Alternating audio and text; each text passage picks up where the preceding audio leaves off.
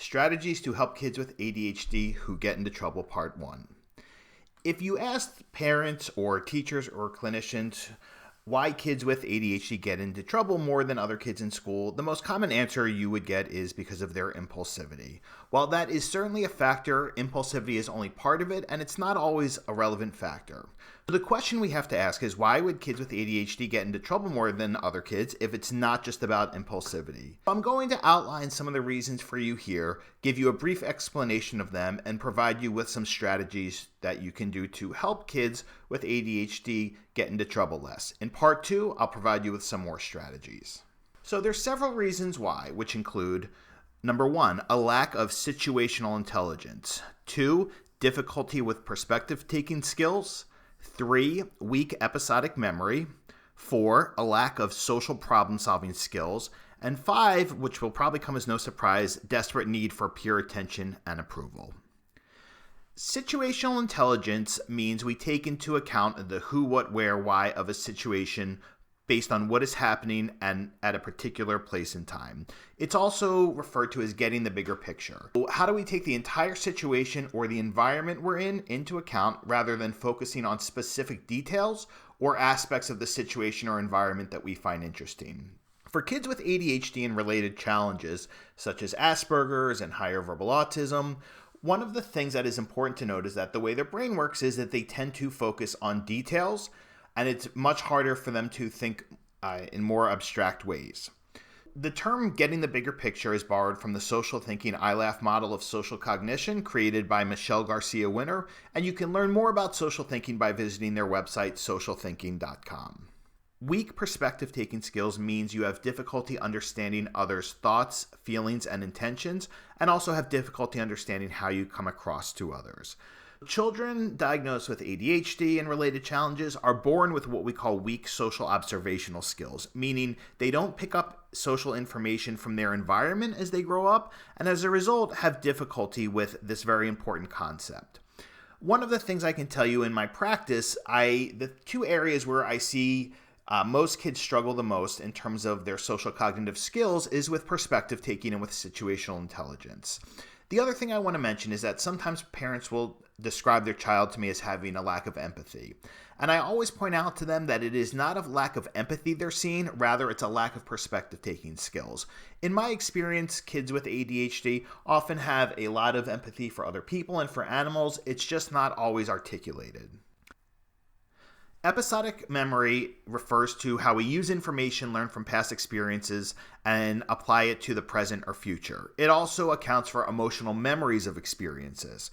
Another term for this is if-then thinking. So for an example, if my friend got mad at me the last time I was using my pencils to drum on his back in class, then I probably shouldn't do it again. It should be noted that kids with ADHD have difficulty with this concept in the sense that they don't always connect what they've learned from past experiences or connect past emotional memories with things in the present or future.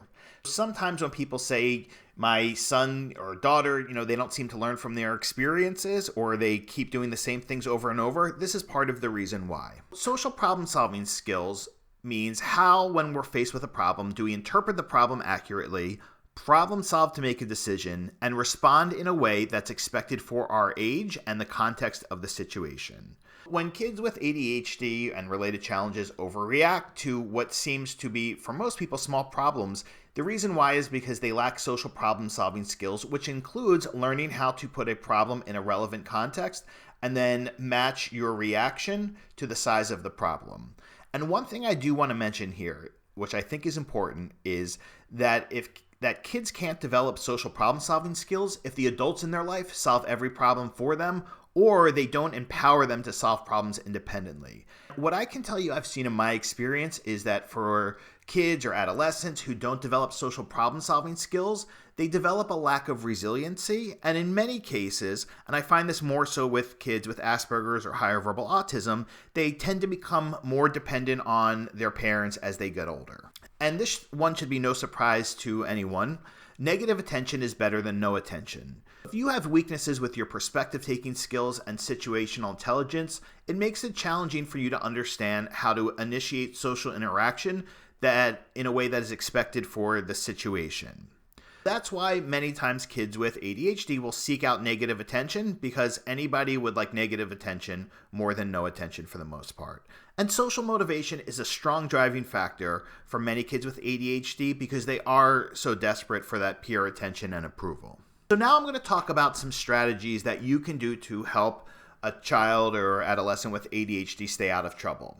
The examples I'm going to use here are from my private practice, and the names have been changed to protect the confidentiality of the kids who I'm going to talk about. The first strategy I'm going to talk about is teaching situational intelligence or reading a room.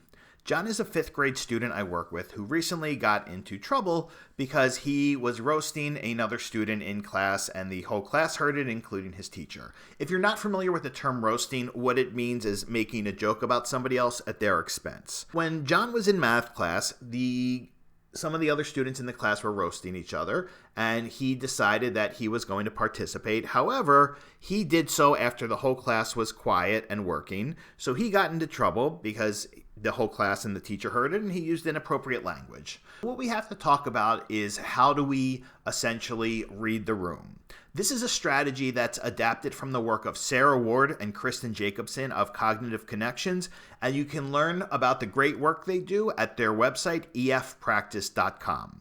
What we talked about was, for John, is let's talk about the space you were in, math class, the time of day. The students were working quietly at their desks, which is what he was expected to be doing as well.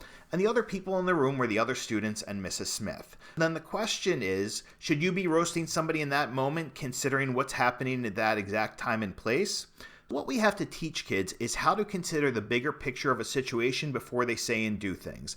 And the way we do this is having to break it down into smaller parts by looking at the bigger picture and being able to help them understand these different aspects that they need to take into consideration. So the next strategy is teaching perspective taking skills. I'm going to talk about a 7th grade student I work with who we'll call Matt. Matt has this habit of coming into his classrooms, making noises and entering in ways that are attention-seeking, or he's trying to be funny. But what's happening, he's not taking the other student's perspective into consideration. How we start is by talking about the actual behavior and through the lens of other students' thoughts. What kind of thoughts are the other kids having about you when you come to the classroom pretending that you're a helicopter? Well, their thoughts about you are that you're weird. The way that they treat you based on your behavior is that they say you're annoying, and how you feel based on about how they treat you is you feel hurt that they call you annoying. Anytime we're around other people, we have to be aware that they're having thoughts about us. When you enter the classroom in a way that's not expected for your age or the situation, other kids are going to have weird thoughts about you or uncomfortable thoughts about you. So what we have to talk about is how do we change our behavior to elicit a response from others that we would want in terms of how we want to be treated by them. As adults who are parenting and teaching kids and working with kids with ADHD, we need to be able to focus on the bigger picture as well. Please keep in perspective that kids with ADHD, as well as kids with Asperger's and higher verbal autism, they automatically focus on details, in particular details that are interesting to them, rather than focus on the bigger picture of things. So we need to constantly help them to understand the bigger picture, because they do tend to get stuck on details or perseverate on details of interest to them or details that were upsetting to them.